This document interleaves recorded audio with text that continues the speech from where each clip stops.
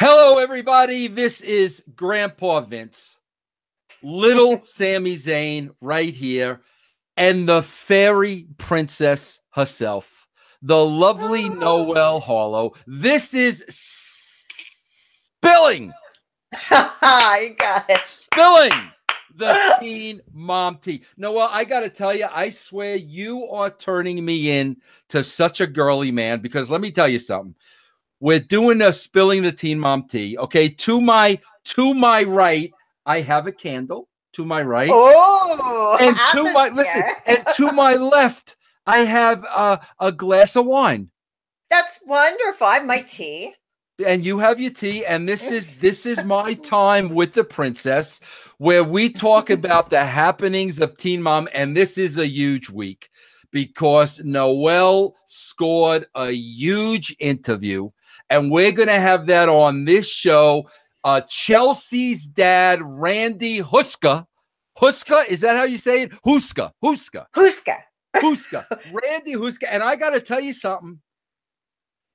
Noelle went right for the jugular about Cole being a foofy man.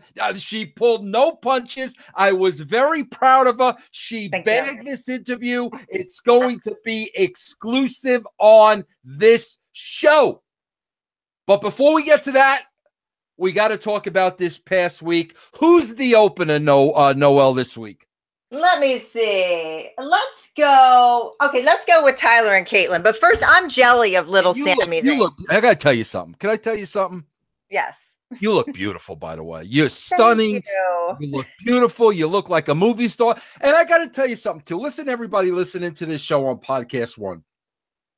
Noelle has the most beautiful, creative, artistic Twitter header I ever saw, and she doesn't have nearly enough Twitter followers. Noelle, you don't plug the Twitter enough. Tell them what it is. Guys, it's producer BVB for Big Vito Brand. It'll come up. Noelle Harlow Lagrasso. That's me. And you look like a freaking movie star. I do? Yes. You think so? Thank you. All right, what are we opening up the show with now? Let's talk about this Teen Mom mess. I'm jelly of your Sami Zayn, though. Can I have my Big Vito? Oh, beautiful. Oh. Please tell me you have an extra one of those. No, this is the only one I have. But if you want one for your birthday, I'll get you one. I have to get one of those. Are you kidding me? I have to get one of those. How cute is he? He's got his little. That is awesome. I'm an angry Italian. That is awesome. All right, I'm going to sit him by my mic too. I don't have to be with Sammy. All right, Vito, you stay there and listen like a good boy. Okay, so Caitlin. Not a whole hell of a lot going on there over at the Caitlin residence. Wait a minute. Wait, were you and I watching the same show? Because my wife was watching this show with me, and I said to her, Noelle's going to have a ball with this one. I am actually. I'm just kidding. Because I thought, Noelle, I thought, and listen, I know Tyler follows me now on Twitter. Either he's going to laugh about this or this is going to get me in the hen house with Tyler. But Noelle, I'm watching this show, and I thought it was going to be 6 months in rehab because she couldn't find her freaking keys. Car keys. Oh, my God. Relax, girl. Freaking relax. They're freaking car keys. You know how sometimes I talk to the TV. I went, "Oh my God! I hope she didn't misplace the horse." I said to my wife, once she found the car keys, she was going straight to the horse. She was going straight to a 2-hour petty. Relax with the freaking car keys. It was a sign of immaturity. To me, that was a sign of immaturity and panic. She has panic disorder. This is the girl. Now, listen, again, listen. A lot of these people are starting to follow us. A lot of these cast members are listening to the show. But Noelle, we got to call a spade a spade. Yeah. She's talking about having another kid. She took out the IUD, whatever that thing is. She had the thing removed, and she's having a nervous breakdown over losing her key. Should that not tell this girl something? She has major major issues. And the thing that it led me to is I was watching Tyler carefully the whole episode. He's losing it. He's losing it. Losing it.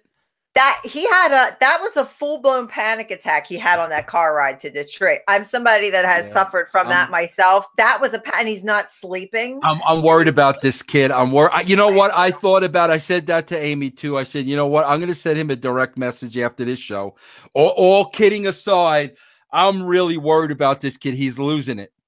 Yeah, and then all the websites were talking about how he's lost so much weight, and he dropped her off at rehab again, and he took a picture driving away from the rehab of the road, and it's like, you know what? He's losing it because she's such a mess. He can't get her back on track, so he's falling apart. He's got nowhere to go. This kid's got nowhere to go. He's a young kid. His wife's a mess. You know, we know the situation with Butch. And listen, here's another thing, Noel, with all due respect, can somebody tell the mother to close her legs when she's being interviewed? I was going to say camel toe. No, well, like that was like the most disturbing thing on the entire. Can you freaking cross your legs when you're doing an interview on TV? You're on TV and you're crouched on a porch in some tight white shorts. What the frig is it? This poor kid, Tyler, he's got nobody to turn to. His mother got the camel toe. Butch is a mess, building a fence. The other one's losing the keys, having a nervous break. I'm really feeling bad for this kid. Butch is practicing at-home medicine, sawing off casts in the backyard. You got kids running around with chainsaws, and the mom's skiing on Camel Toe Mountain. It's bad. It's a bad scenario. I don't know. Bad situation. We better adopt him, Vince. I think we're going to have to adopt him. He's talking about going to rehab himself now, and I don't know. I don't know what to say, because even if he goes to rehab, he's coming home to the same mess.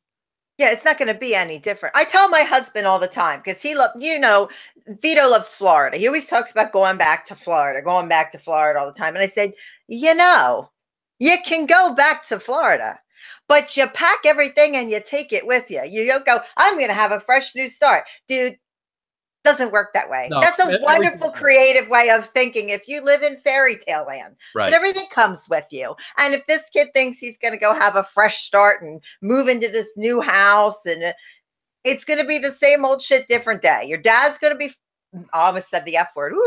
Your dad's going to be out building a fence. That was the F word I was going to say, fence. He's out there building a fence, high as a kite. Your mom's crying on the porch because she's a bad mom with a camel toe. Your wife's losing her mind because she lost the car keys. You got a toddler running around. Let's have a baby. Well, that again, that's. Oh, did you talk to? I don't want you to give it away. Say a yes or a no. Did you talk to Randy? I didn't watch the whole interview. Did you get into the extra cashola if they get pregnant? Yes. Okay, because that has to come into play. Either that or these people are just mentally insane. It's one of the two. I talked to some people from Team Mom. Like I just got off the phone with somebody from Team Mom before we came on, and apparently different contracts are different. But when you listen to the interview that we're going to play that I did with Randy, he's going to give you the details of how they went about their situation and their contracts and what they do. He goes into pretty good detail. Okay. But I've heard that contracts are different per person. I wouldn't. I mean, it's like wrestling. Heath Slater is not getting the same contract as Roman Reigns. I'm sure it's the same way on Teen Mom. Okay, what's that? Can we leave Caitlin, or what's next? No, I'd like to leave Caitlin where she is. Pet your horse, honey, and have a good time. The next one I think we should go to is Amber. See, things are getting good. It's hard to skip around. Yeah, Amber. Oy vey. So we have Amber, and Amber's pregnant. Oy vey. Every time she tells somebody she's pregnant, do you see the look on their face where they kind of go like this? You know why? It's not shock. It's not shock. They're calculating months in their head because everybody thinks it's Matt's baby. So she's not pregnant, and they go. Yeah. Yeah. And it's not shock. It's, are you effing kidding me? That's what the look is. And you know what? Here's the thing. Like, you can tell when she breaks the news to everybody, and then she sat down with a producer and they talked about it. She's free. She goes, "Oh, I'm scared." I said, "No, you're not scared. You're embarrassed. You're embarrassed because this is freaking laughable. Okay, this is absolutely freaking laughable. And you're freaking embarrassed. And you yourself don't know if this guy's even going to be around when the baby's born. So it's not, oh, I'm scared. No, you're embarrassed. You went out with a loser for 4 years. Everybody told you the guy was a freaking loser. 3 freaking months in, you get pregnant by the next guy. I got to tell you something. That better be one hell of a monetary clause in the Teen Mom contract. Like it better be $1 million clause to be worth it. Well, we know that Matt had, robbed her of $250,000. I'm saying allegedly here because I don't like to throw. See, I believe people are innocent until proven guilty, allegedly. Unlike other corporate organizations I won't currently mention I'm lit about right now. Anyway. I agree. Anyway, he allegedly took all that money. She's got to make that money back somehow. And oh my God, she stuck that floppy hat on that greasy blonde head again. Like, and well, not for anything, but it's like, okay, you've been going out with the guy for 3 months. You're going to a vacation in Hawaii. Can you look somewhat like, can you try to look somewhat sexy? She's walking around like in this muumuu. My mother used to wear a freaking muumuu. Like old Italian women, they used to wear freaking muumuus, which were freaking tents. Yeah. I swear to God, I got to be honest with you. I don't know if I know any other person in my real life or on TV who like literally does not give a crap about their appearance. She dresses like an old lady. Do you remember the old show Mama's Family from the 80s? Yes, Vicki Lawrence. She dresses like Vicki Lawrence playing Mama. See, like, listen, I'm gonna go for Amber right now because she did something yesterday that made me so lividly mad. I tweeted about it instead of saving it for the show, which I usually save my stuff for the show. I got angry. Okay, everybody knows I don't see very good. I don't have a whole lot of eyesight or anything. I don't sit up very long. What you see is kind of what you get. I wear a lot of kimonos and stuff because they're comfortable, they're cute, they're easy to move in, and my husband can look at my boobs and he's happy. Okay. I had to get that in there. Yeah, I could clean myself up. She could clean herself up. But what she did was her and Andrew were shopping at the Walmart because people of Walmart. And she has him pushing her around in a wheelchair because she's lazy. Oh, God. Now, what everybody might not know is when I have to go to stores or malls, I have to use a wheelchair because I'm unable to walk under my own power. She's using that wheelchair. And somebody may need that wheelchair. That's the wheelchair for the stores. Some people don't bring out their wheelchairs because they're heavy and they're hard to put in trunks. So stores offer carts and wheelchairs and things for people like me to use as a courtesy, not for somebody that's too lazy to walk around. And I'm sorry, she's probably 6 months pregnant.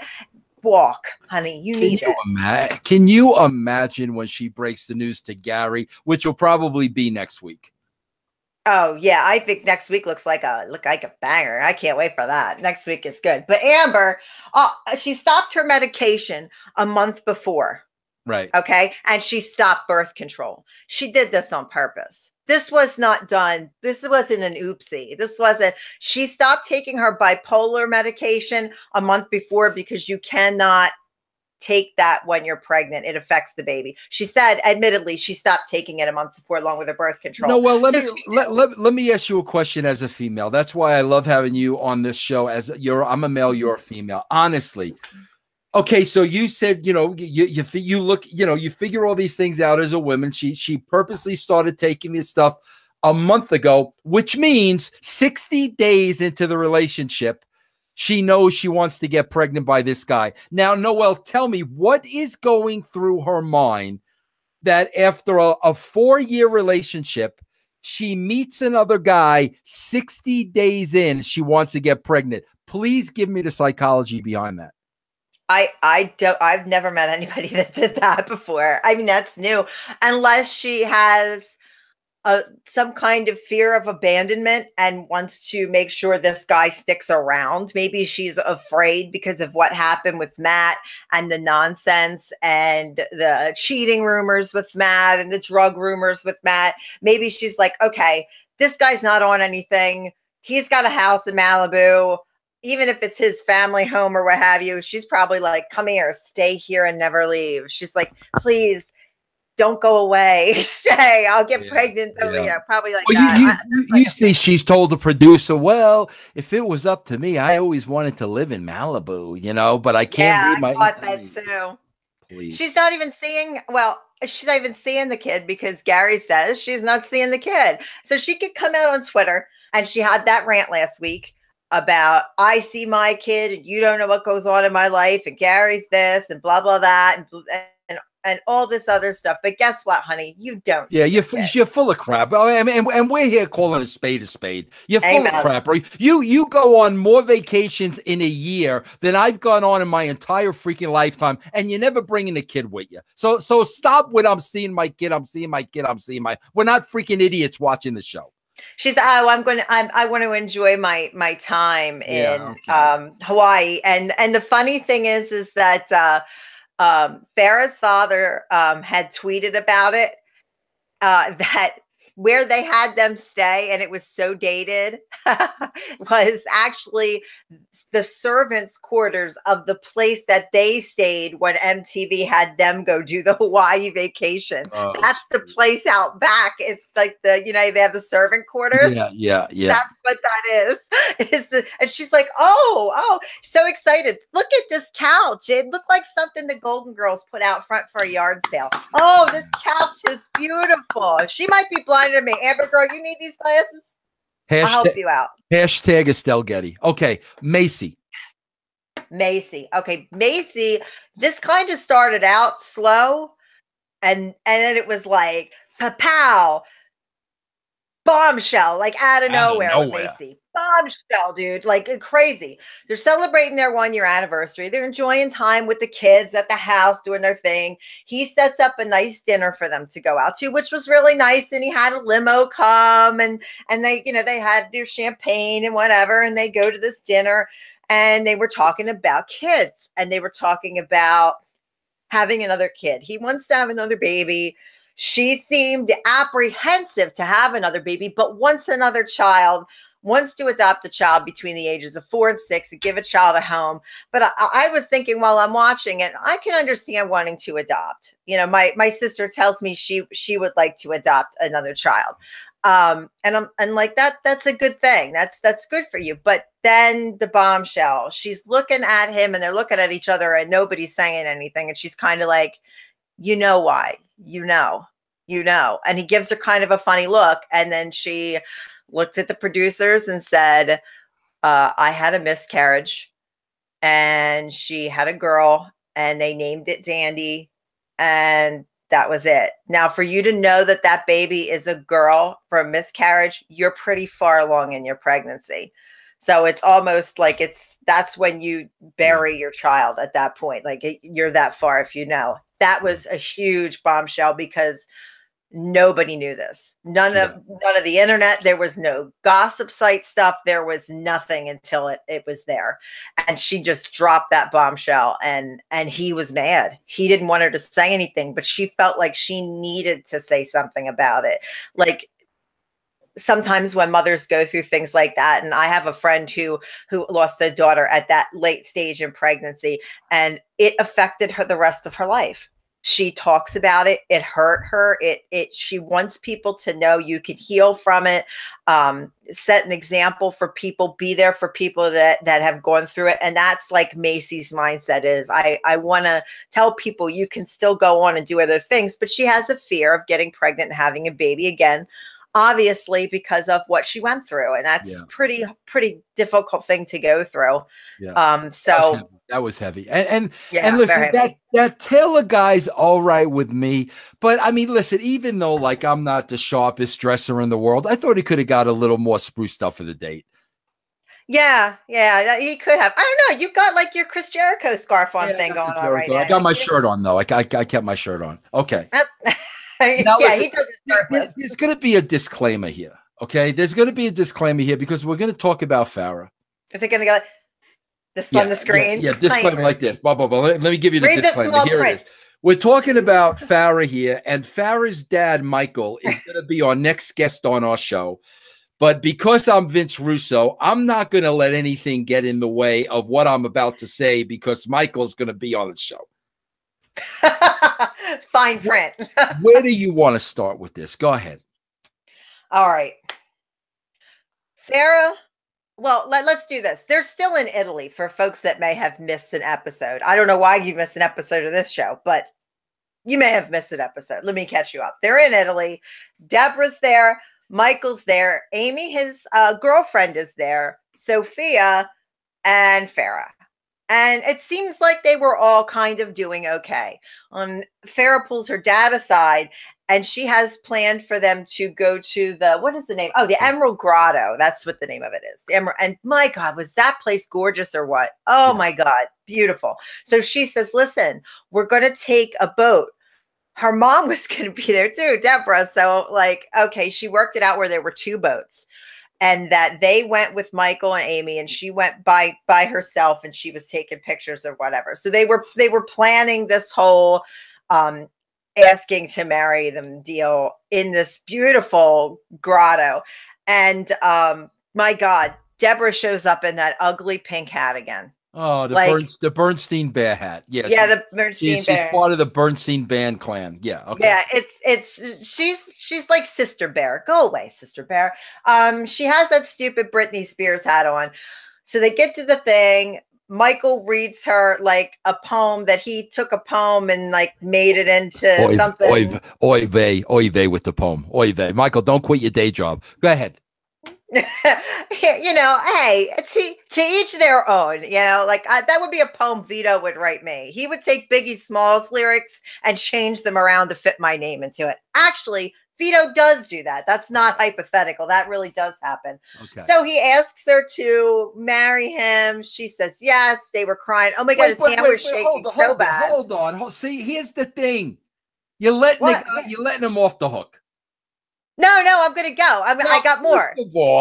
First of all, can we talk about how he couldn't even memorize the poem? He had to read it off his phone. So he's down on one knee getting ready to propose, and he's got his phone like this between him and her. Like, are we not going to discuss that? He could not memorize a 6-line poem. He was kind of like this. He was shaking. Maybe he was too nervous to memorize it. I don't know. Or too old. One of the two. But anyway, go ahead. How old he is? How old do you think he is? He's old. I bet you he's my age. I bet you he's 58-ish. Think so? I think so. I might have to Google. Yeah. All right, go ahead. Finish your thoughts. Okay, so man, I'm looking. I have notes over here. Man, I really must have been in love with this grotto because I mentioned it like 4 times. This is because I don't leave the house very often. Everything's beautiful to me. So he asks her marriage. She says yes.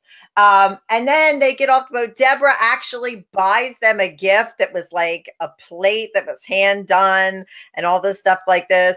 But then they go to sit down and have dinner, and they're like, well, this is just the best trip we ever had. Yeah, it's really great because you didn't bring Santa Claus with you, Deborah. You didn't bring Santa Claus. And then they go back to the Key West trip where Santa Claus was like, you know, F you back. Da, da, da, da, and so all right. Our good old friend Deborah once again brought up the bad memories, and she says, I haven't eaten this many carbs in forever. Well, of course you haven't, honey, because you get them sucked out when you eat them. You just get lipo. End of story. Dr. Miami. Noelle. What? You're being affected by Michael coming on the show.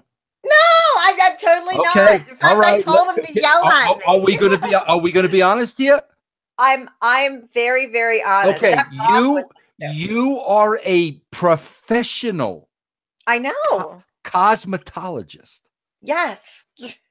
Can this Amy throw a little makeup on her face? Do something, please. Something. Well, she's kind of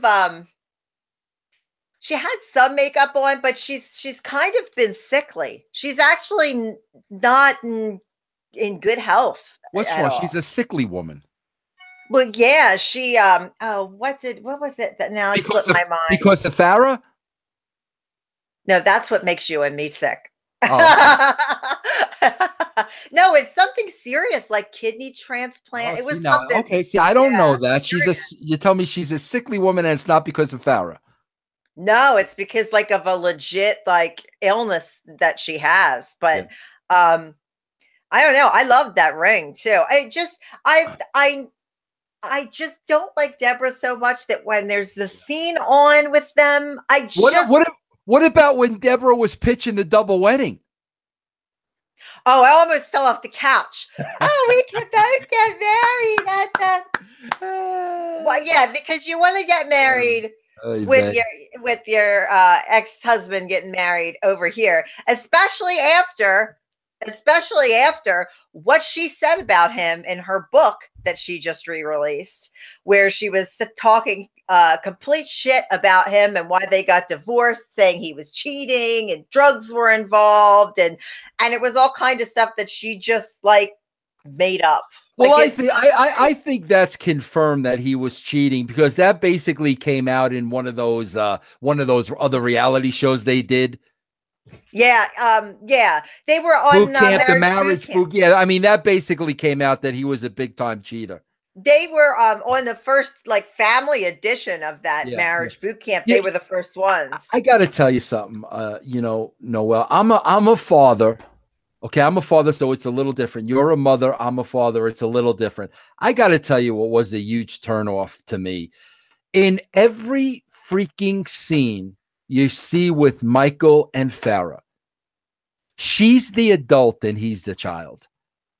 Yeah. That as a father, that drives me freaking crazy. Okay. Yeah. The father should be the father and the kid should always be the freaking kid. I don't care how old they are. The father's the father. The kid's the kid. The father does not go to the kid for advice. The kid does not set up things for the father. That whole relationship is freaking backwards and was driving me nuts. He's, it seems like to me that everybody revolves around Farrah. Everybody's life in this deal revolves around Farrah. And that's because of the money and the fame. And if they say differently, they're full of crap. They're full of crap. If it's the money and the fame and they're full of baloney if they say differently. And I'm going to say exactly that. Yeah. Oh, God, I can't wait till he's on the show. Do you have any idea how he may not come on now after he has this show.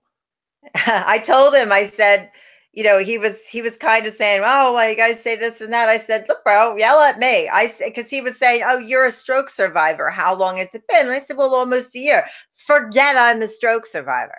I'm just like you. I'm just like you. I'm just like you. Come at me. Like, seriously. Yeah, I was a pro wrestler in Philly. Come on. Meanwhile, your dog is sitting on the bed like Tyler's mother behind you. Very distracting. Very distracting. I'm turning. I have to look.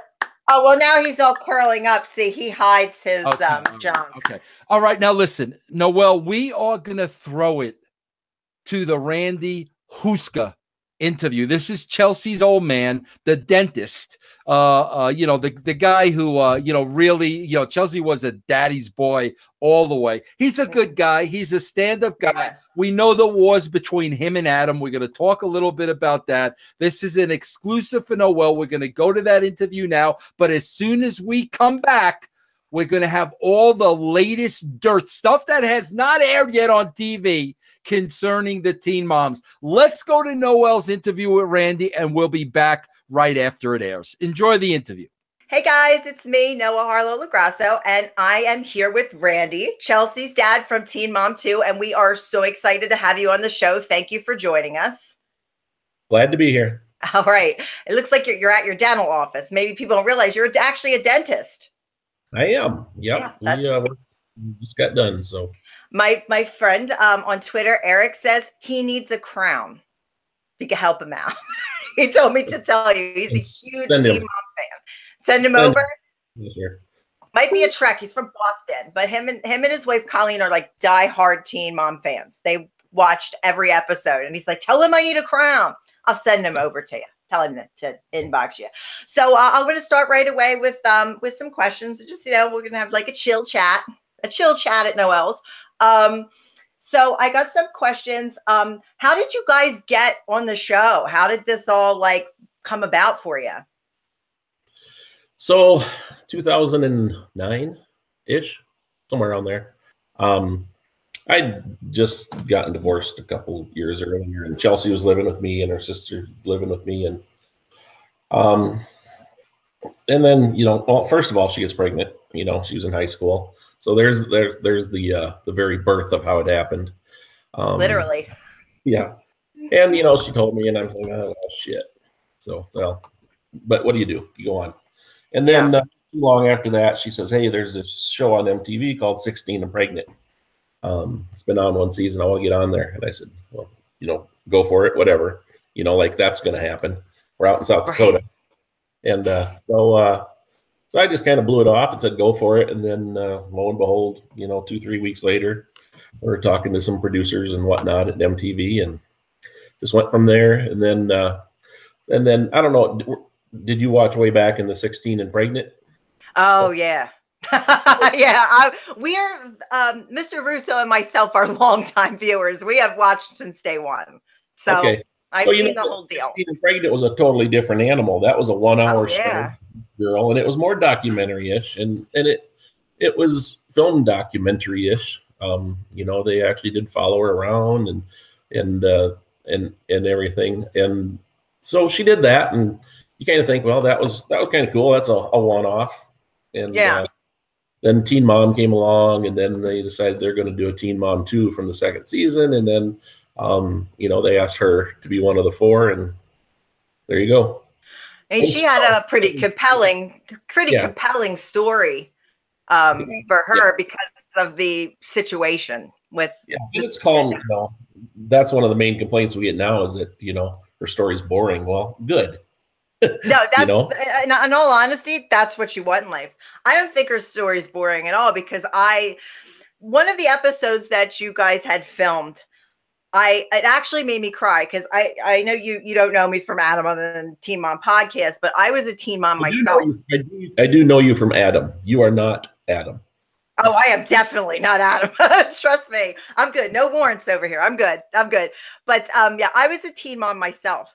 So I know like that stressful situation, that stressful time of trying to get through school and trying to, do all these things and becoming a mom. And it's all new. The episode that struck home for me was the episode where she was very upset. The Adam thing was crashing down and she said she wanted her happily ever after. And you told her it would come.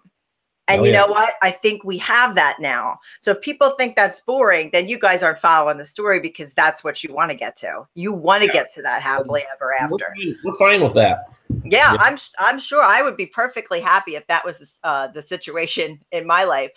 So you went through a divorce and you have 4 daughters. Is that correct? Yeah, I have 4 daughters. And then my wife has a son and a daughter. But they're all grown and. They're all grown people, right? So was it difficult that you're still like parenting? And I know Chelsea has older siblings. You're still parenting her. And now all of a sudden you're grandparenting and the absence of that father, you had to step into that male role. Was that a difficult switch for you? I would say no. I mean, it's more of a natural switch. There was an empty spot. And so you just fill it. Yeah, but that's a lot of shoes to fill. And yet you want to fill it in a way that leaves it open for someone else to take over. I full, so you don't want to be that permanent dad role, but because it's coming. Yeah, that's not what I was looking for. Yeah, that is that's definitely, and I'm glad she found who she did. I do like Cole. He is a little, I'm married to a wrestler, but for me, Cole's a little fluffy. Do you think he's a little fluffy, or is that what Chelsea needs after the disaster that is Adam? I guess I don't know the exact definition of fluffy, but I did hear Vince. I watched a couple of your episodes to see what the hell you guys were here. So, we're a little crazy, but you know, Um, this is us. We're good people. Cole is not necessarily the same person you see on film. He really doesn't like filming. You know, Yeah. he's just a hardworking person. He loves to hunt. He loves to work. I mean, I don't care how much money he will be working 50 or 60 hours a week. You know. See, now that's not fluffy to me. Like I'm going to throw Vince under the bus and then he'll yell at me on the next episode. But we didn't know that like he was like into the hunting thing and everything. Now that's not fluffy. That I think of hunting as like hunting. You know what I mean? Like that's that, and he doesn't have a fluffy job. He works construction out on the interstates and stuff, putting up the signs and all that stuff. Oh yeah, so he's like not fluffy at all. It's definitely like character based. Do you find that they kind of like move them in a character direction? This was Vince and I's discussion earlier on in the show when this show was going to air. Is do you think that you're portrayed by editing like a certain character, or is it more of an open? I think the sorry about the phone. The character. I suppose if you say the character, well, the characters are who we are, right? But they film.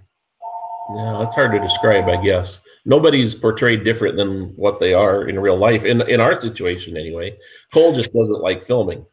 Yeah, it's hard. He's only been doing it a year. You know, and Chelsea's been doing it since 2009. Aubrey's been doing it all her life. You know. Yeah. So they're used to the cameras being there. That's the one thing, and I'm going to get into some topics about this supposed characters, because I had spoken with Farrah's dad, Michael, and he had said, you guys are really good people. You're very real. That some of the people on the show are not real. And he said that your daughter and son-in-law are very, very real people and very nice, and what you see is that's it. And I get that from watching the show. It doesn't seem, but you see some of the other people and it seems like they're putting on a little bit of an act. And the one person I want to talk about is Janelle. Yeah, you're laughing. You knew I was going to hit that Janelle question. Janelle was complaining about the editing portraying her in a certain light. And that's why I asked with you guys' situation. She says that the editing is done purposely to portray her in a bad light. I just wanted to ask what your opinion was on that. She gives them what to film. You know, if you are screaming at each other in your car and you got 6 cameras on your face, you can't bitch because they showed you screaming in the car. So you get what you get. You know, so you're in control over what gets filmed to a certain extent. I mean, if you want something not on film, don't do that something in front of the camera. Yeah, I felt the same way with Adam too when he came on the Dr. Drew segment, and he was just so cocky and he didn't want to talk and he was quitting the show. And I see my daughter. Well, obviously, if the cameras are there, you're telling them to meet you, and then you're refusing to show up, or you're refusing to open the door, or you're hauling out in your car. You're not at the daddy-daughter dance. You've portrayed yourself how you are in real life. It's just that now you're under a magnifying glass.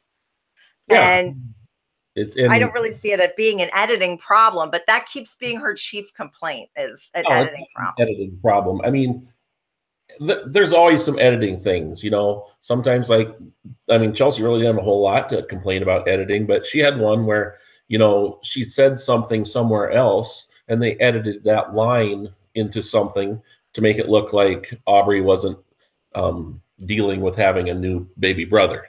But the line was not said then. You know, they kind of threw that line in.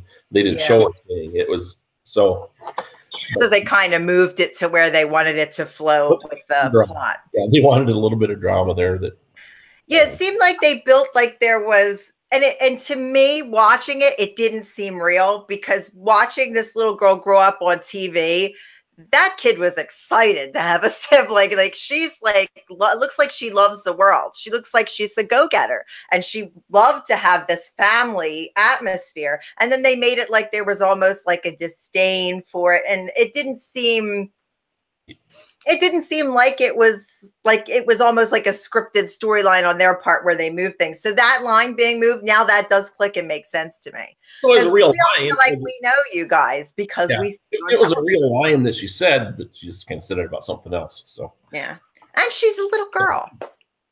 She's a little girl. She's going to like, My Little Pony 1 second. And then the next second, she's going to want Hot Wheels. Like, it's just little girls is how they are. I know. I used to be one of those once a long, long time ago. And my next question is, I'm going to stick with the Janelle topic because lately that's been a good time. Janelle has supposedly sent people cease and desist letters. One of the names that come up on the internet is your name and Chelsea's name, which I don't remember seeing Chelsea on anything prior to that. She seems to just do her own thing. Was there a cease and desist, or was Janelle at her computer on that WordPress letting it go? No, there was definitely a cease and desist, and it came certified mail and whatnot. Ours specifically was to Randy and Chelsea, so she didn't get a separate one. We got one together. Yeah, and it's the lawyer. Of course, I get Googling, yeah, like a little gossip. People accuse me of that. Anyway, and it's some kid that he was six months out of law school. That's the lawyer, and I don't know what he charged to do that, but it was just the weirdest. That might be the weirdest thing so far in all. Yeah, we've been talking about that a little bit, and it comes off as strange because, well, this is what I do because this is my and you and I talked in inbox DMs on Twitter, and you know that I had a stroke, and this is my recovery. So part of my recovery is I research, I do equipment because I used to work after pro wrestling with the internet. I worked for a big internet company, so I'm trying to relearn my skills as much as I can with diminished sight. So I go and I research and I look at it, just this cease and desist from her keeps popping up. And to me, I couldn't figure out why. Well, my other question, as far as Janelle's concerned, is I know it seems kind of like a petty, stupid thing, but she does those paid for advertisements, but she'll take the gossip things like the OK magazines and the things of that and In Touch, and she puts those on her Instagram story, and she has posted stories about Chelsea and about you on this Instagram. Did you guys ever think of clickbait shit? Yeah, the clickbait shit. Yeah. Did you ever think about answering the cease and desist with, hey, how about your clickbait? Or do you just go, man, she's, a judge rule and leave it? What was that? I'm sorry. I did answer it on Twitter. Yeah. A little bit. I mean, that got me kind of pissed, because she had, right about then she had a clickbait about something and using Aubrey as the picture. I saw that. And I said, how about cease and desist this bullshit, Kids shouldn't be involved. No. They should never be involved. She's got this whole, well, that's just my Facebook page. I don't have anything to do with who does that and what they put on it. I'm like, bullshit. It's got your name on it. If it's got your name on it, you're responsible for it. If she's going to send you a cease and desist letter, you and Chelsea, and then she's going to go, well, I don't have anything to do with that. Well, you absolutely do, because you post rants on there, your name's on it. What if you turn around and go, well, I don't have anything to do with Twitter. I pay a social media person to do that. Maybe you want to contact them. Well, what is she going to say then? My point is I think she's trying to lock you guys in and play innocent, which I think she quite frequently does. And I relate it to my dental office. I mean, anything that goes on in this dental office is me. It doesn't matter if I do it or any of my employees do it. If it falls under Houska Dental, then I'm responsible. And that's just pop out. It's just bullshit. Anything that we do here on Podcast One, we're all under Vince Russo's brand.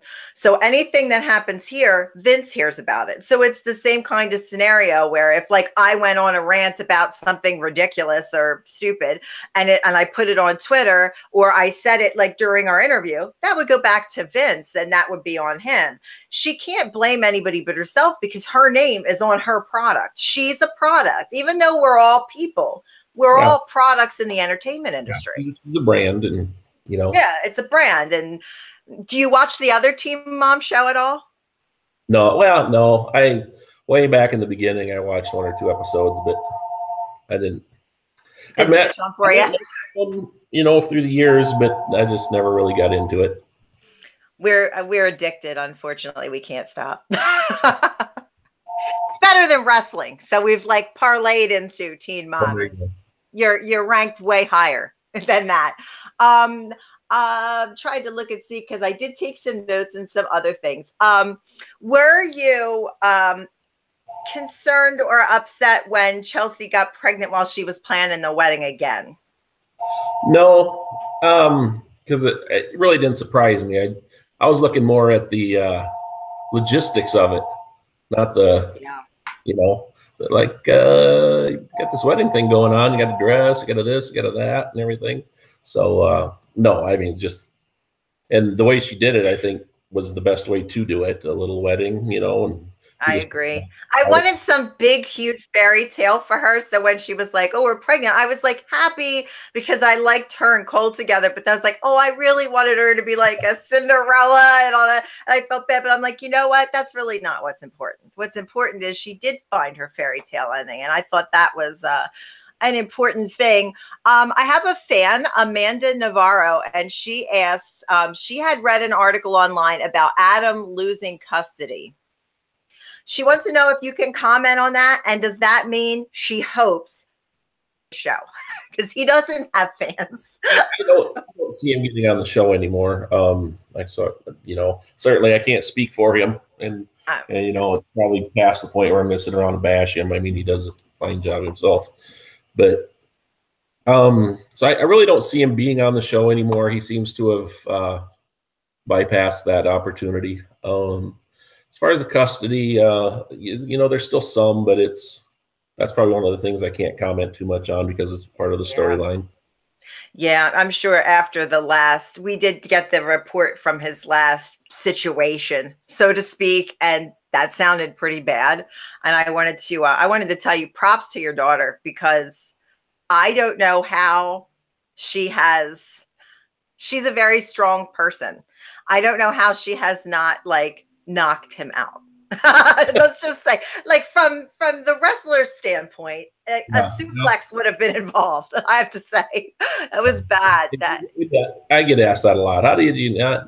Well, first of all, that's just not who I am. So plus the whole jail thing, you know, I don't want to go. Yeah, I mean, you have a lot. You have a dental practice, and you have a family, and I can see that. I don't want to go to jail. Yeah, no, nobody wants to go to jail. Yeah, one of our other fans. A zillion mugshots for everyone. Yeah, because then you'll be on TMZ, and then you're gonna have to deal with that, and then people are gonna want to know how you're actually removing the teeth, and then that'll be an issue. Yeah, our fan Liz asks, "How do you have the patience not to knock Adam out over an 8-year period?" You know, in the beginning, there was just kids, you know, and you kind of think, oh, this will pass. But then it just never ended. You know, you thought some maturity would eventually kick in and everything. But then then eventually it gets to the point where, you know, I never saw him. You know, he really just kind of veered off and other than some visiting or whatever and Chelsea just never worried about it. You know, everyone says, you know, you can't keep her away from him. She never did. There was never anything to keep Aubrey away from him or his family. You know, she would go to his parents twice a month, you know, and he could choose whether to be there with her or not. And more often than not, he just chose not to. Were you upset when you found out that she had kind of hooked up with him again after everything had gotten seriously like bad? Because I think everybody was a little shocked. Yeah. Of course I was. I mean, you know, I'm a father, so. Yeah, and it's a different aspect too, because here you are being filmed for television. So it's like, it's not like she's living a life that you would like never find out that I screwed up one night and now it's like out there. So she's got to tell you or you're going to see it.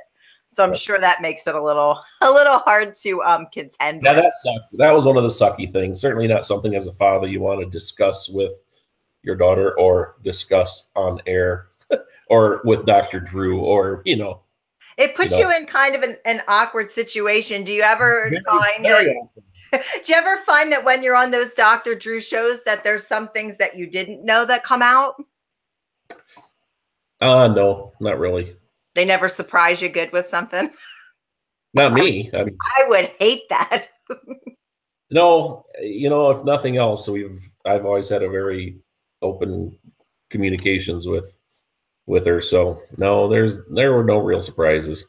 You guys seem to have a very good relationship. You seem to have maintain a very nice across the board, like with your ex-wife too, and it seems to be very nice. Now, the other question that I had has been the question that has blown up really, really huge over the past couple weeks on the internet because of Simon, everybody's favorite. And Simon actually got in touch with Vince, but he didn't talk about, he's a wrestling fan. So he didn't talk about baby bonuses. He wanted to talk about Hulkamania. So that didn't work out. So we need to talk to people that don't know what we do. So baby bonuses. Is this true that it's in the contract that people get a bonus per baby? Is it per couple? Is it? Not that I know of. Anybody that appears on the show regularly will get paid. So, and that just makes sense, right? If you're a cast member, you get paid. So a child on the show will get paid. But the pay, and as we do it, and we followed whatever we're supposed to do, it goes into an account that cannot be touched by the parents other than to pay taxes or whatever, It's not supposed to be accessible by the parent. And that's what Chelsea did. We set that up. So each kid gets paid, but it's not money that should be accessible. And, to be honest, I don't know if MTV checked that at all as far as accessibility. Yeah, sounds like something they might let slip through. Nor is it that much. It's not like. Yeah. People were saying it was pretty high numbers, anywhere ranging from, I guess, depending on the person's contract, they were saying from $20,000 to $100,000 that the parent gets, and then the child gets paid in addition. And we just couldn't get pinned where these numbers were coming from or anything, but that makes more sense. I can honestly say I've never heard of that. So no. That's the newbie. So they have a brand new baby, Watson, who's absolutely adorable. So MTV does pay him as well, and then it would go into an account that he could access at 18. Yeah, something like that. So yeah, okay, that would make sense. And and that's what, and I told you when I was talking to you or texting or twittering with you earlier, I said I got to go meet Chelsea, and we're going to meet with her finance team to get things, because it's the end of the year and new year, so to set up the accounts and stuff. So I mean, we're on top of that. We try to be, and one little pet peeve I have that I will give you on MTV is they took these kids who, some of them didn't really know anything about real life, no jobs, no nothing. Some very little parental guidance, and they didn't give them. I really think they should have took these kids and sat them down with some accountants and said, you know what, you got to get your shit together on this, otherwise you're going to be in deep shit when the IRS comes walking, because it's done as a 1099. It's not done as, they're not employees. They're private contractors. It's the same with wrestling. And so there's no money taken out for taxes and stuff like that. So these kids, they're like, whoop, I got some money, I'm going to go buy something. Well, they spend it all. Well, come April 15th, Uncle Sam comes knocking. And so many of them knew nothing about that. And I just think that MTV could have maybe educated them a little better on that. You've seen some episodes of our show, and you've seen that Vince and I, that's one of our things that bothers us the most, is that we see some of these kids going out and buying a new house every 6 months. And it's not that they're house flipping. It's they decided they wanted a horse. So we're got to get a place with a barn. And it's gotten to the point where it's like, guys, you're almost 30, and it's because they've been living in this reality TV bubble. We think that they're not informed enough. And you're 100%. These kids were 16 years old. Some of these kids were on their own. Some were literally on their own. They're on their own. In like Tyler and Caitlin, I know them a little bit. I met them a little bit, but I just don't think they probably had the parental guidance to say, sit down and or Kale, she didn't have her mom around. And just sit down and say, you know what, you gotta, as soon as you get a check, you put at least a third of it off to Uncle Sam, or put it in an account or whatever. But they just don't have any financial anything. Some of those people. I'm glad that Chelsea has a good financial situation, that she's not going to get stuck in that trap, because MTV doesn't last forever. MTV does not last forever, and if that was the other thing, if they took some of that money when they're, and they really didn't make squat in the first seasons or whatever. Yeah. But if they took it, put it in some sort of retirement account and just leave it and not touch it by the time they're, older, compound interest, Yeah, if they're getting interest from the bank every year, they could have been riding pretty good for the rest of their lives, depending on what they make. Because this will end. I don't know when. We thought it was done. It stopped filming. We thought it was done. I think for like 9 months to a year, all of a sudden they said, "Okay, we're gonna do it again." So, okay. Yeah, it just seemed like it came like right back and like with force. And it was different because now like the producers are kind of part of the stories and part of what's going on. Have you guys noticed any difference about filming now that the producers and the staff are a little more involved in the filming and in the show? And I don't know exactly what the philosophy was on that, other than I don't know why the hell they did it, to tell you the truth. But Chelsea's producer, Mandy, is just like family, so I think they did it for Farrah.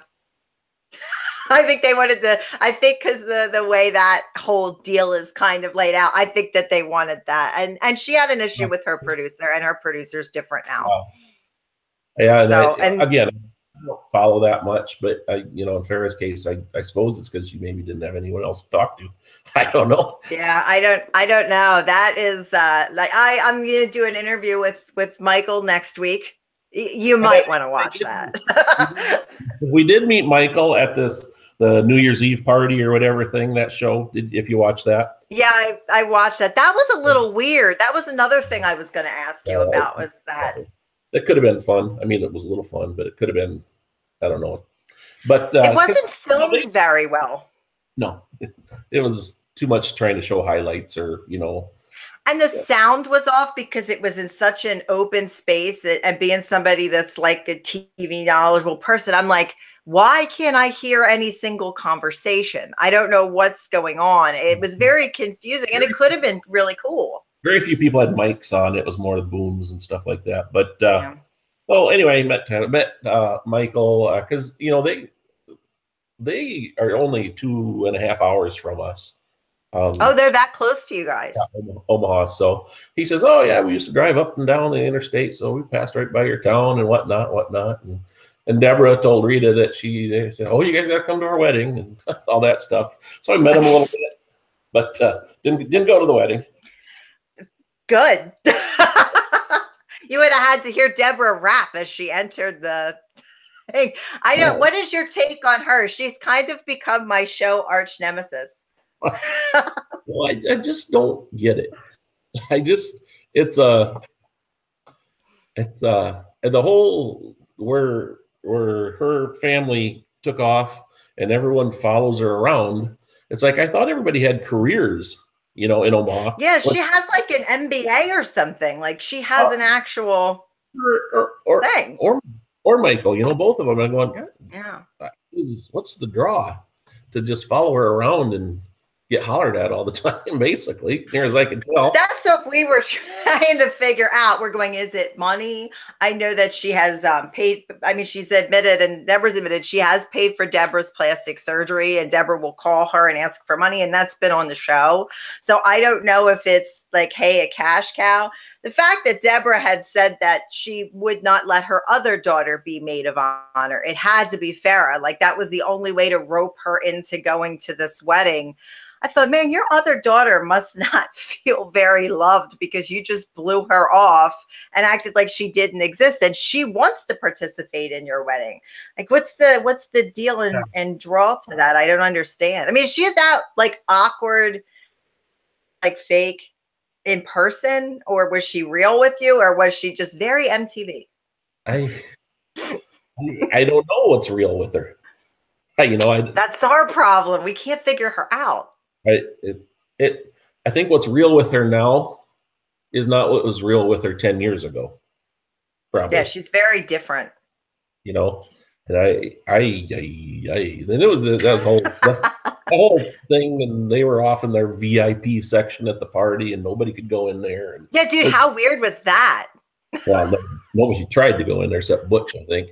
But yeah, Butch wanted to go in and say hi, and she's like, no, not now, not now. I was like, let Butch in. I did talk with Butch, so. How was he? I know he has some issues, but I am pulling for him. I think he's funny. He was funny. He wants to go to Sturgis. Oh, does he really? Yeah. You do the bike stuff. You're a Harley guy, right? Yeah, a little bit. So I said, by God, you come up to South Dakota, I'll get you a Sturgis. I said, then I said, well, we'll bring Barbara. We'll put her in a sidecar, and we'll go to Sturgis. Who wouldn't want to watch that? Oh my God, please. Like, if you guys go, you've got to do a live with me from Sturgis. Like, if you're ever out in the Philly way, all my friends are Harley people. Before I got really, really bad with my health, they would put me on the back of the bike, and my buddy, Sean Simmers he's an independent wrestler, Shatter. He drove me around on the Harley. And I love it. So if you ever come out this way, let us know. We'll have you over to Shatter's garage. We'll have a good Harley party. You'll love it. Long ways from South Dakota. Don't say go to South Dakota, because I'll get on a plane. And I'll be at your door. And trust me, Vince is in Colorado. He'll drive to you. You'll see Vince Russo and me knocking at the door like, hey, you want to go to dinner? You guys got an Olive Garden around here? And that'll be it. We'll be hanging out with you. That'll be. You not have an Olive Garden. You're out of luck. No Olive Gardens. That's all right. He's Italian. We're a town of 10,000. So. Oh wow, you guys are in a tiny town. Yeah. I mean, I'm outside of Philadelphia, but like, because we're in between Lancaster County and Philadelphia, we have like everything here. Oh, so we just go down the line and get whatever. But my husband is Italian, and his father was a chef, so he cooks for me. Big Vito is a cook, so he cooks meals for me. Yeah, doesn't he sound like he would be like working at a pizza restaurant? Big Vito LaGrasso. Doesn't that sound like an Italian guy that cooks? The last thing I want to get to before I let you go, because I know you got to meet Chelsea, is there was a bit of a controversy about Botox injections. And the reason I'm asking about this is actually part personal for myself, because since I've had a stroke, I now have a migraine condition. That's caused by a blown pupil in my eye and diminished eyesight on the other. They have suggested that I go to get Botox injections all the way from the back down. And I know that Chelsea got them, and that girl's skin is beautiful. I don't know why she would think she needs it. And that you did it. And there was like a big argument on the internet and everything. And I don't think a lot of people realize sometimes too that different places, different doctors use Botox for different medical things. Was there a medical purpose? And I don't want to get into her business, or is it something that you do? We do aesthetic stuff. And Botox, I mean, it's aesthetic Botox is amazingly simple. I mean, it's not complicated. I mean, considering what we do as dentists, I can do surgery and place titanium in your jaw. Putting Botox in someone's forehead or whatever is really not too complicated. That's what I do all day, is give shots. So you get the training and you do it. And as far as metal, and I treat it some for people that grind, their teeth. I do that. I have a TMJ too. Yeah. And so there's Botox you can put in the right in this area that decreases the tension in the jaw. And so that treats, but as far as medical Botox for migraines or stuff like that, no, I don't do that. I just mostly aesthetic stuff. And we've put fillers in some people's lips and stuff like that. So you do some like cosmetically. That would make sense. I would rather have a dentist do that than go somewhere else, because how everything works in that area. I thought people made a big deal about it. I thought it was made a bigger deal than it should have been. Well, a lot of people don't know what dentists can and can't do. I mean, some dentists do very little, and some people do a lot. So it was like armchair anything, armchair sports, armchair. Everybody wants to tell you what they know. You get the proper training. I mean, there's Botox is just not complicated. Yeah, that's. I heard it's expensive though. The purchase of the Botox in itself. Yes, I mean, it is out here. I don't think it's a money maker for me at all. It's not a money maker for you. I don't really push it. I don't do a lot of it. I think mostly I got into it because of family, staff, and friends. So no, it's not a big money maker. Yeah, but it's something you could use. They say that it is amazing for medical stuff. Like every neurologist that we have been to, and I have been to many, say that is a big deal for people that have had strokes, migraines, arthritis. And I'm like, that's my problem is the stroke. And then I'm arthritic all the way down. That's way past my pay level. I would never. Like kind of like a big deal thing. I saw that online and I thought, get rid of some crow's feet or some, levens or whatever. I've had wrinkles on my forehead since I was 12. They may as well stay there. And that's why people, when you do it young, and if you do it, enough, it prevents them from getting as intense. So there's an advantage. Yeah, maybe I better hook that up then. Maybe I better do it everywhere else. Yeah, I mean, they're going to do it all the way back. They may as well hit right here, and then I'll have that like youthful glow forever. Yeah. Is there anything that you would like to plug, talk about, or put over before I let you run and do your day? Oh, let's see. Shout outs. Well, of course, I'll give a shout out to my wife's store in Yankton, South Dakota, Rita's Personalities, women's accessories, and repurposed furniture. She loves to chalk paint. I'm sure this probably won't reach many people that are around Yankton, South Dakota. You'd be surprised how far you might get orders from the UK. And she doesn't deliver. She doesn't. It's not an online store, so you have to go there in person. So what else can I give a shout out? Well, does she have a website that people can look at if they are in the South Dakota area? Just on her Facebook, Rita's Personalities. So. No, I don't think she has a website. She tried that online stuff, but that's you gotta work too hard on that. That's a pain in the ass. Tell me about it. That's what I have to do every day. Yeah, so we quit that, and she's busy enough with this. She does that with her daughter. So that's good. That keeps her busy. Houska Dental Clinic. What else? Eric needs that crown. Eric from Boston. So I'm gonna have to send him out there. Yeah. And I'll give a shout out to my buddy Justin Moody and Implant Pathways. That's where teaches dental implants. He's out in Rapid City, South Dakota. So the wrestlers listen to this, and so they might need that. We have wrestlers that are following Teen Mom. Guys, if you get busted, I'm sure they Randy. Many a tooth. I had the front two knocked knocked loose, but I got them back in there. Good job. So they're all right now. Yeah. They're good now. That was many years ago. So when is your guys' season debut? No clue. We don't. Yeah, they keep teasing it. We don't find out before the first commercial, the first promo. Wow, really? They don't build you guys up or anything ahead of time? No, then someone will be watching and they'll say, "Hey, I just saw the promo for the first season," and that's when we find out. We are waiting.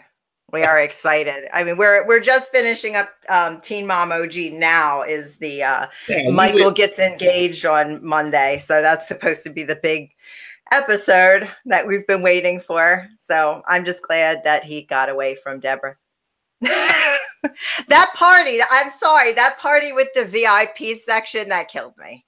Because everybody else was happy and, hey, look, I'm going to take this duck home. I was so cool. And then it was this is the VIP. Butch wants to see you. No. Yeah, and then the balloon popping incident and all that. Nonsense. Yeah. Straight nonsense. I think I'm gunning for Butch to get on the show. I did talk to Gary for the first time also at that party. So he's, he seemed like a pretty good guy. One of our fans told us Gary has a good business where he makes baked goods, pies, and cookies and stuff. We thought we would do a Biggest Loser with Gary and Randy. That would be cool. Actually, you guys should do that. Me and Butch and Barbara go to Sturgis. Me and Gary try to get less fatter, and we'll go from there. Let me tell you something. If you Butch and Barbara go to Sturgis, I'm gonna DM you my number. Call me. We will do a live from Sturgis on the brand on Podcast One exclusive, because I want to see you guys party at Sturgis, because I'm a little jelly I'm not going to be there. So I want to be a part of that. I feel like I want to be like in the thing. Like I want to be in the. I'm too old to be a teen mom. Vince is like way too old to be a teen mom. He's older than me. So we gotta like get in with you guys. Like we gotta go hang out with you guys now. Well, because we can't do the teeny. You'll be bored, but come on out. Let me give you a hint, Randy. Where Vince and I go, never boring. It's never boring. And if we bring my husband, then we'll just all be bothered for autographs the entire time. So it's kind of how it works. But I thank you very much for coming on with us. I greatly appreciate it. I definitely like to catch up with you guys in the future if you're willing to come back on and talk with us. You just drop me a Twitter line. I'm always creeping around on there. I will do that. And I promise you, you guys go to Sturgis, we're doing something. It's going to be a live Sturgis. Get it rolling. I'm gonna snag Butch. Butch and I are gonna have a talk. I'm gonna catch up with him. Deborah ignores me. Like if I say something, Deborah treats me like I'm dirt beneath her feet. But that's okay because I don't dress like Britney Spears circa 2000. I'm all right with myself. So I like everybody else is down. We're all good. So thank you again for coming on the show. I will let you know when it comes out. I'll send you a DM. And thank you so much for promoting this and putting this over, Vincent. I greatly appreciate it. Will do.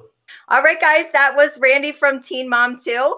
Thank you guys for tuning in and watching. Thank you, our folks at Podcast One, Vince Russo and Blaine, for editing this for us so we could get it on the show. There you have it, the interview with Randy Houska. What are your afterthoughts about that interview, Noelle? Man, he's a heck of a nice guy. I have to say, really cool, really honest. Reminds me of you and I because he's like, I don't care who I piss off. Let's go. He just went for it. He didn't care. He's like, this is our life. And, even after I had done the interview, I've talked to him on Twitter and he's hit me up a few times and he goes, wow, I love my normal life. Every time I see something crazy and I retweet it, he inboxes me and he goes, normal life. Like he knows he wants that normal life. He wants to be boring. You know what was always cool about that, Dad? I gotta be honest with you. Here's what was always cool about him. I mean, I thought before Cole, I used to think Chelsea relied on him way too much. She would call her dad over everything. It was way too much. In my opinion, it was way too much. But the one thing I got to say about that guy is Adam was a legitimate freaking badass. Like Adam will F you up. Like he worked out for a freaking living. The guy was a freaking rebel and a badass. This Randy guy never, ever for 1 second was afraid of him, backed down from him, didn't tell him how he really felt. And that's what really made me, respect this guy because, freaking Adam, like, and come on, the guy's always on drugs. You don't know how short how short the fuse was. He could have went off at any time. But every time Randy and this Adam were in the same room, that guy freaking stood his ground and went toe to toe with him. Yeah, he didn't back down. He kind of reminds me of my dad. My dad's the same way. Don't back down from anybody. He protected his kids. He was explaining, in the interview you guys just saw, he has 4 kids. He had just gone through a divorce and he has these 4 daughters, girls, and he's raising 4 girls. He's got to protect his 4 girls. When you have a daughter, that's what you do. Yeah, and she already knew she had made a mistake because, I don't believe babies are a mistake, but she was young. She was unmarried. He was, James Dean. That was the issue there. So she would go back to him and ask for that advice because she didn't want to make a mistake. Yeah. And it's got to be hard for him. And like we talked about, he watched the show and then he has to see they hooked up again. Yeah. It's not a normal father-daughter deal. Noelle, do you know what daughter she was in the pecking order, Chelsea? Do you know? Yes, she's the baby. She's okay. Well, that kind of explains a lot. Okay. All right, Noelle, this is my favorite part of the show because you dig up this dirt that hasn't aired, that very few know about. You got your connections. Bring it to me. Bring me the dirt. All right. We've got so much dirt today. Like, get a shovel, dude. Get a shovel. Okay. First off, I just got this from one of our fans, sent it over. There was a robbery 45 minutes from Ryan's house. Macy's ex that doesn't want to take a drug test. 45 minutes. There was a video camera on the outside of the building that was robbed. The person's face was covered, mouth portion was covered, but the eyes and part of the hair was visual. People are saying it looks like Ryan because it's those open, wide, crazy eyes. It does look like Ryan. I'm not making any accusations. It's out there. People are questioning it. You can see it if you look it up on Twitter. I believe somebody sent it to my Twitter page if you want to look for it. I haven't heard anything else yet. Remember, innocent before proven guilty. But it doesn't look good. And this was a house robbery. Yeah, it was a house robbery from what I understand. This I find hard to believe. I can't believe this for a second. do too, but when I saw the picture, my God, it looked just like him. It was a dead ringer. But everybody high has eyes like that. Yeah, that's true. That is true. But the hair. I can't believe that for a second. Until somebody comes to me and shows me something that says it's him, then I'm taking it as people really searching for dirt. No need to search for dirt, folks. Just come watch our show. I'll give it to you. Don't look for dirt. What's next? Simon was tweeting again on Tuesday. Your friend Simon, Farrah's ex. Now, the thing that he has been doing on Twitter is a little fascinating. You know, he has a new show he's trying to put over where he purchases and flips and remodels homes. So he was telling people that if they tweeted certain tweets 500 times, he would give the answers to certain questions. But he posed the questions of what he knows.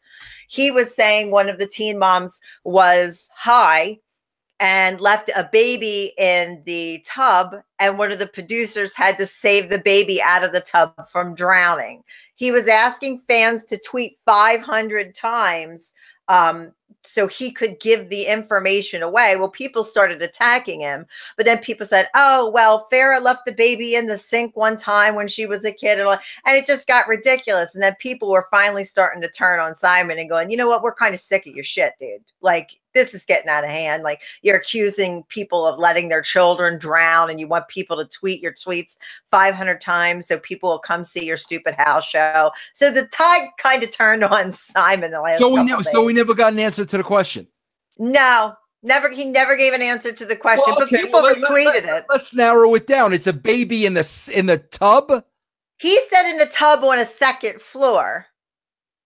I can't figure out who was a teenage mom that had a second floor. Oh, no, Farrah had the apartment. Wait. Oh, he's talking about when they were teen moms or now? He was saying while show was in production and it was a baby. So it has to be early on in teen mom. It can't be now. Why not? Well, I think it was supposed. Well, he never specified. I guess it could be a mom. Janelle has an upstairs and she has a baby. Oh, yeah, she does. Oh, yeah, she does. Janelle likes to get high. That is true. I mean, Macy's got a baby. You could take Macy off that list. Macy's off the list. Amber doesn't have a baby. Farrah doesn't have a baby. Caitlyn, but with that baby's too big to drown on her own, I think. No? Yeah. Even though that baby's a little kooky. On that hair looks like he's wearing a tube. Yeah, on the other side, that's definitely not Chelsea. Definitely not Chelsea. I don't think it's Bree. Bree's very could be that other whack job.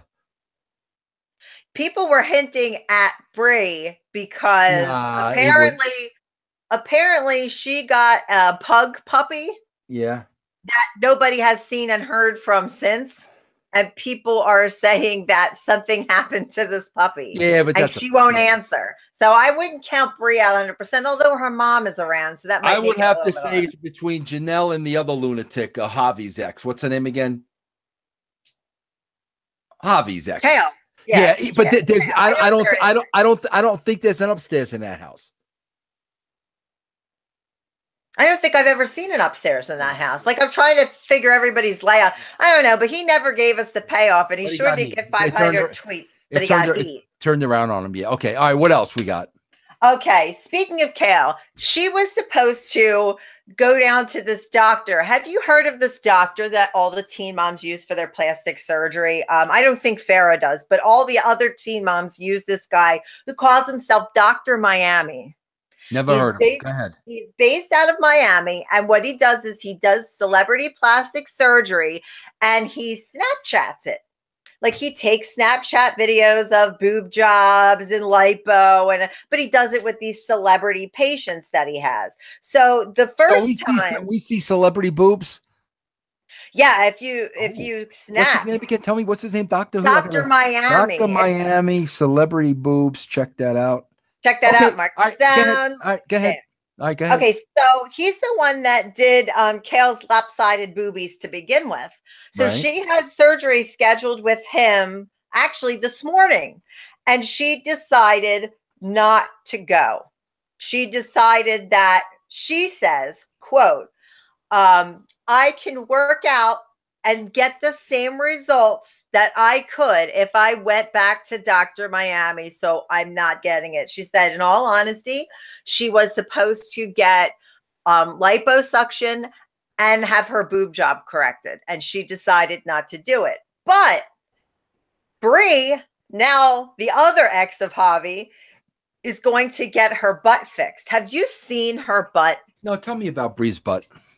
Brie's butt looks like, I don't know, two biscuits fighting over a piece of ham in the center. Yeah, I was going to say a ham sandwich. That's kind of close. Yeah, you got to get the biscuit, like the puffy biscuit butt. Yeah. Like, you know, it's yesterday I was watching the Kardashians right before you text me, and I started watching that dumb, stupid polka movie. I don't know what the hell that was. That Jack Black?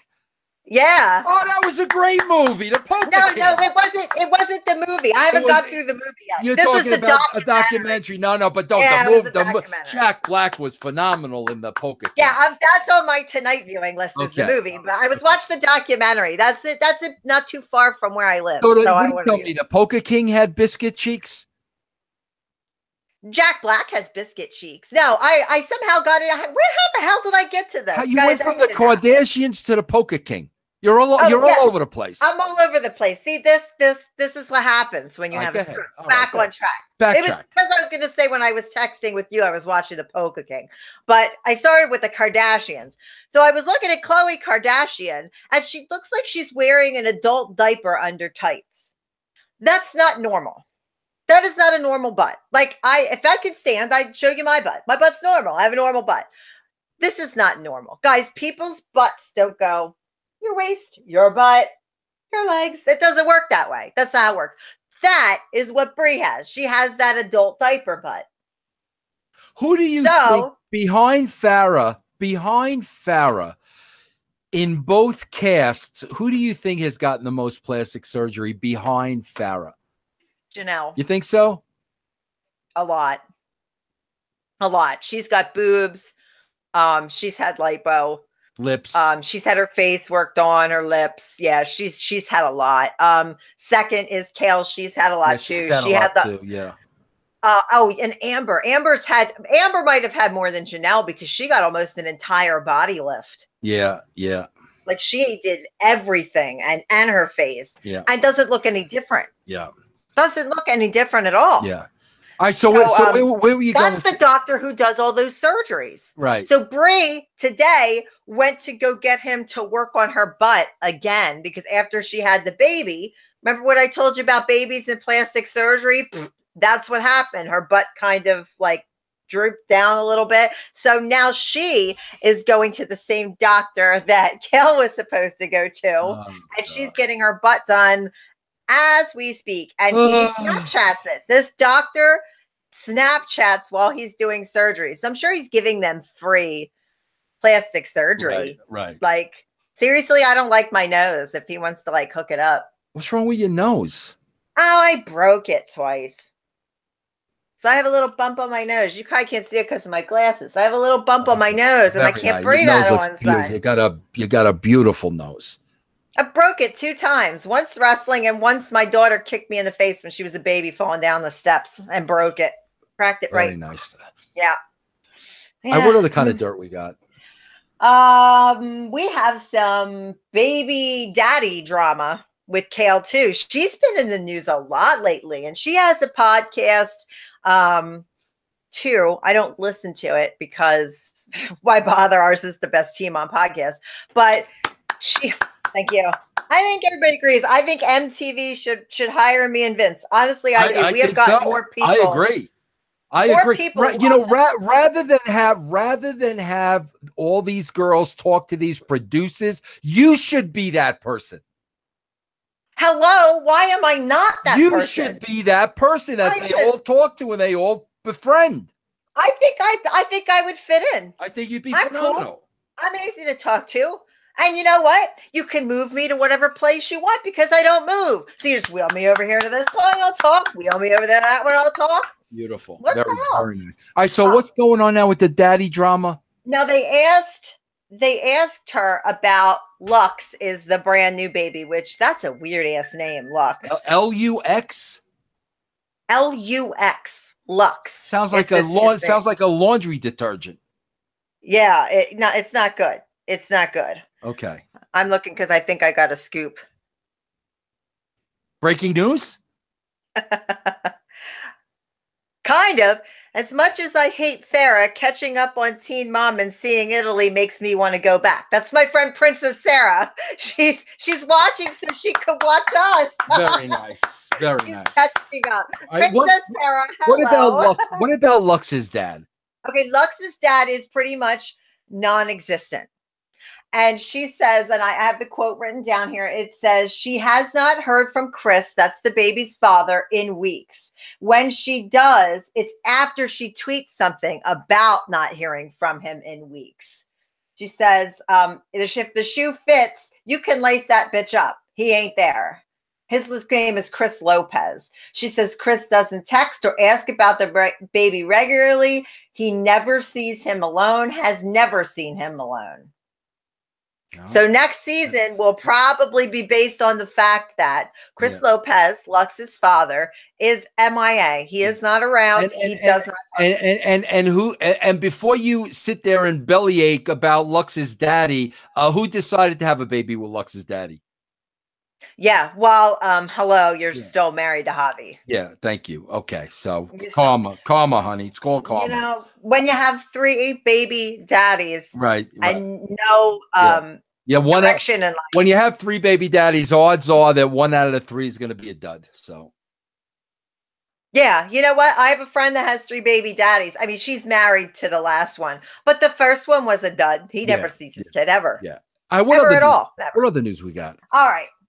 We still have some more cool stuff here. Oh, I got Matt news. I've been chasing Matt down like a hound dog on a raccoon in Tennessee. I cannot get my hands on this dude. Cannot. But TMZ says he has already been caught cheating on the new wife. Oh my God. Are you freaking serious? He's already cheated on her, and it made all the dirt sheets and TMZ. Matt, you're a mess. I tried to reach out to you and give you a forum to discuss because I like to consider us, Vince, clickbait killers. They put up these little things and you click the news. And what I do is I read the news and then I go, hey, Teen Mom source or Teen Mom self, is this true? Tell me what's true. And then I know. Right. I reached out to Matt now on several different platforms, including Instagram. I've tried to contact him. I told him he could come on and plug his book. I'm all for it. If you have something to plug, come on in. I told you should have told him you were single. You would have got. I don't think he would have cared because marriage apparently doesn't mean anything to him at all. That's true. All right. What else we got? Maybe it's who I'm married to. Maybe that's the problem. I'm sure. He looks like he stepped out of the Goodfellas movie.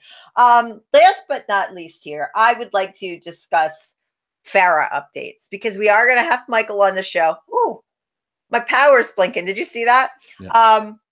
Farrah is not having a good time with the MTV staff. And Michael said he will come on and discuss the MTV situation with us. They did a trailer during that Siesta Key show that aired. I saw that. I saw that. Yes, I saw that. Right. And I haven't watched that yet, so I don't know anything about that. But Farrah sits down with the head producer of the show. Yeah. And he says she's not treating the staff correctly. He said out of 9 girls, you're the only one that's a problem, pretty much. Yeah, and that's what he said, and he laid it into her. Now, they are not happy with her. They said she has zero empathy. She did go on. Well, that's true. That's true. She did go on to speak with like Perez Hilton, the big gossip guy. She actually went over to his house and discussed what was going on with him. She is not filming with them currently, but apparently the other teen moms are. So they are not filming Farrah. So as far as we know at this point, MTV and Farrah are parting ways. Now, they've done this before. This isn't a new path that we've gone down with Farrah. And hopefully Michael can clear some of this up on what's going to happen, because if they're not filming her, she's not on the show. Yeah. And she's really a good draw. So I wouldn't understand why they wouldn't put her on the show. Well, to get the draw. She is a good draw and she's ratings, and nobody will ever deny that, especially me. But I mean, again, Noelle, you gotta consider years and years and years of dealing with her. I kind of was like, man, when I worked with Vince McMahon, like, Shawn Michael, was under the influence of a lot of stuff, and he wasn't the Shawn he is today. He'll be the first one to tell you that. And, Shawn was the star and Shawn was the draw, but it was like after years and years and years of dealing with it, it kind of just got to the point of like being enough. You know what I mean? And I don't know, man, maybe that's the point it's at. I don't know. I know this is totally off the subject, but and we put little wrestling things in the show because that's what we've done forever. But my God, did you see Raw on Monday? No. Does Shawn Michaels have rickets? What are rickets? He was running around the ring and he looked like he was extraordinarily fragile. Let's just say. The best way I can put it is he have rickets, like it's an old time vitamin deficiency disease. Like I didn't see that. It wasn't a good look. I wasn't a fan of Raw on Monday. Is that it for the dirt? No, I got one more big Farrah. Go ahead. So, there's been a rumor that one of the teen moms is going broke. Okay. Farrah. Yeah, you mentioned that on the last show. Yeah. Now, here's what's coming into play now is that other news agencies are starting to pick up on it. They said that her businesses, just like we had assumed, that her businesses are apparently gushing blood, like the money's going out of the businesses. They're not doing the success that they should do, which is what we said. She kind of diversified too much instead of sticking with a froyo here and a froyo here. She's got a kids clothing line, a furniture store, and she's losing money quick. So she is going to apparently making porn movies. She's going back. She's been making the strip club appearances. She's been doing those little brief like foot fetish videos and things like that. But Hollywood Scoop is claiming that she is going back to shoot regular porn videos. And she says that's why MTV fired her, because she's an adult and she's consenting. Well, and anything to do with producers. Not only that, remember that one time Macy said, I'm not doing the show if she's, good, I mean, so, you know what, if that's true, like I feel bad about that. Yeah, I really do. I feel bad about that. Yeah, I wouldn't want anybody to lose money. I wouldn't either. I would not want anybody to lose money. I personally would not like to see anybody in that line of work. Yeah, when you have to go to that line of work, it kind of breaks my heart because I think about our friend China, and it makes me sad. It makes me I very agree. sad. I agree. And, Farrah snapped back at Amber and said, you got pregnant for the money. They went back and forth on Twitter. She called her out on it. She said, you did this for the money. You planned this. And she wanted to, and they were friends. Amber and Farrah were actually friends. Amber was invited to Deb's wedding, like I had said before, but they went back and forth at each other, and they went on a rant. Amber went on a rant. It's been kind of crazy. It seems like some of the girls are getting like falling off a little bit, where they want to get away. This may be the beginning of the end. You know what I mean? And that's the thing, is that you and I've talked about this. You're not going to have teen grandparents. Like, this is not going to go on forever. They're going to grow up, and they're going to get tired of people talking about their personal lives. I bet you right now, I would bet right now, out of both casts, I think it would be safe to say 30% of them would wish it would go away. Oh, yeah. I think 70% of them are dependent on it for the money. Their families are dependent on it for the money. But I think there's that is settled, use their money wisely, have a little bit of a nest egg, started nice little businesses, and would want this to end. I bet you. Sami Zayn. Sorry, Sammy. Sorry, Sam. I bet you Macy wouldn't mind it ending. I bet you Chelsea wouldn't mind it ending. I'd have to think about the other ones, but those two for sure would not mind it ending. I can tell you. I couldn't believe that Randy said that Cole does construction for a living. See, that's what I'm saying. He said he'll never quit no matter how much money she makes, because he likes to work. That's what he does. He's a regular guy, and he doesn't like the film. He doesn't like the film. That's all of my scoops that I have for the week. Every time we end the show, though, I get another scoop right away. How bad does that suck? Every single time. That's all right. We got next week, and next on next week's show, we should have that Michael interview if all goes well. Right. Hopefully.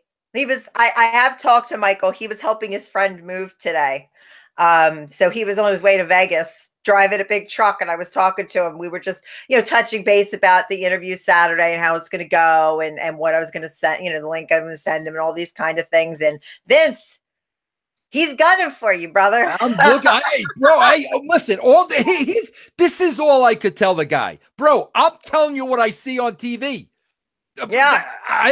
Listen, I'm going to give you the benefit of the doubt. I don't know what happens that's not on TV. I'm telling you what I see on TV.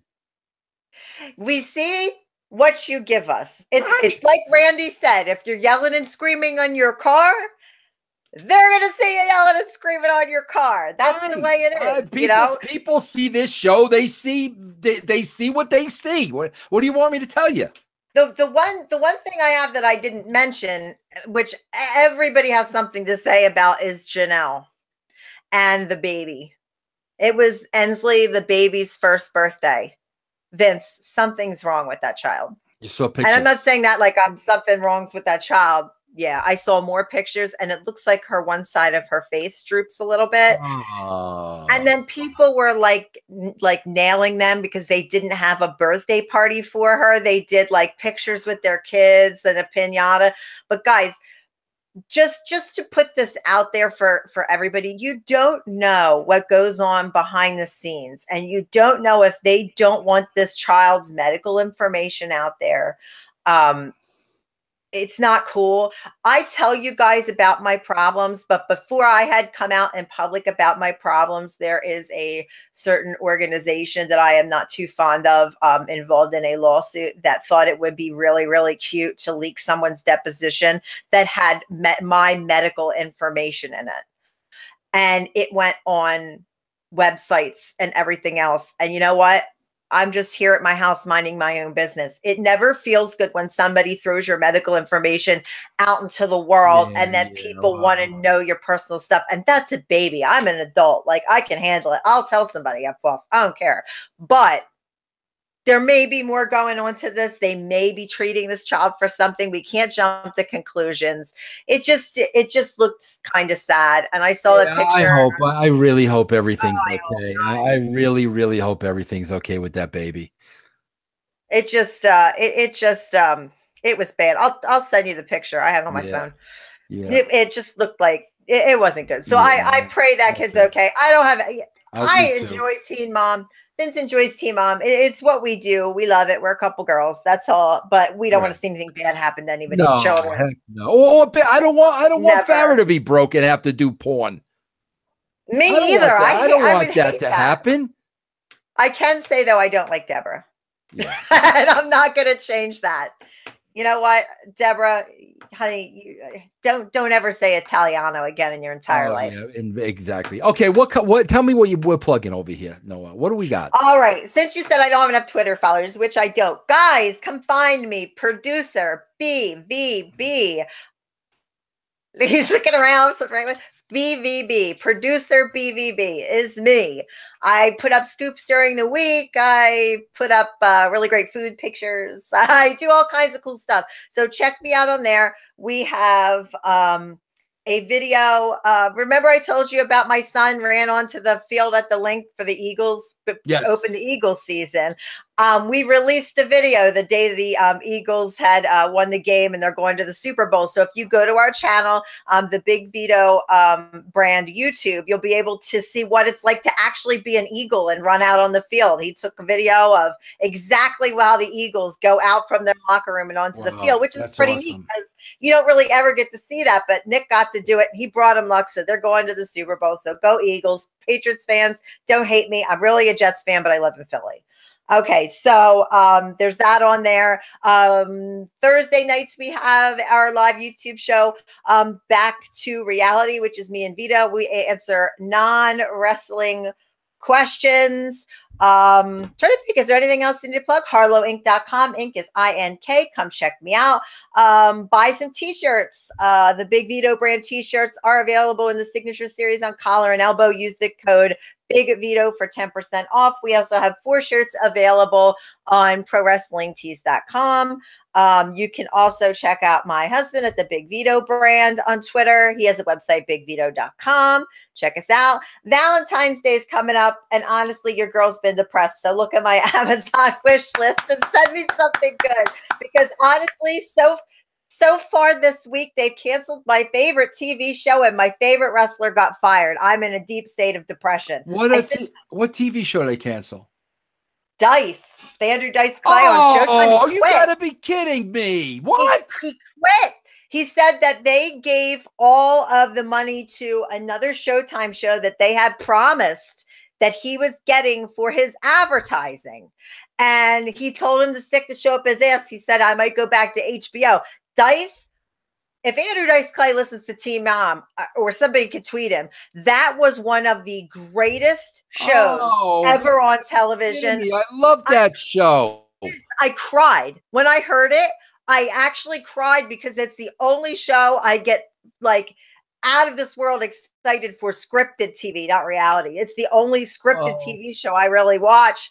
And yeah, let's hope that's not final. Maybe they negotiate. I hope they bring him back. You know, he had a heart attack a couple months ago. Dice did. I didn't know that. Yeah, I just found that out from somebody else, and then he was actually tweeting about it. So he's starting back. He's back at the gym. He quit smoking. He's getting ready to get to do another tour. I hope to see him when he comes out back out this way. But if Dice watches, get well, brother. We really hope you come back to Showtime. Yeah. Because that was the best show. So I'm like super down. Like everything I love is disappearing before my eyes. Except Teen Mom 2. Bill and the Teen Mom T. And next week, Michael. And this guy right here. So Vito Russo. All right, everybody. There you have it. There you have Spilling the Teen Mom Tea. Next week, the big interview with Michael. Farrah's dad. Is shit gonna hit the fan? I guess we'll have to find out and see. I can't imagine it's not. Like I can only tell the guy what I'm seeing on TV with my own 2 eyes. I can't even tell you how excited this is. I don't think I'm going to sleep from now until the interview. It's like Christmas, and we're going to talk about Santa. It's going to be so good. Nice, very nice. Yeah, okay. Yeah, he almost came to fisticuffs with Santa. We got to talk about that. I told him today. I said when I watched you at that party, I wanted you to punch him in the face. I said he's a pretentious asshole.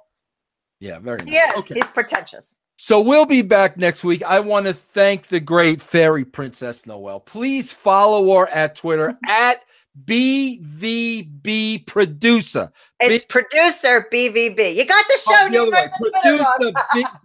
Producer Big Vito Brand BVB. Follow her. Harlow Inc. INK.com. Follow the website. Follow everything her and Big Vito are doing. They put on a hell of a show for everybody all week long. Noelle, thank you very much. Thank you. And Shawn Michaels, I hope you get better from your rickets. Very nice, Shawn Michaels. We will see you next week. Same bat time, same bat channel. Bye-bye.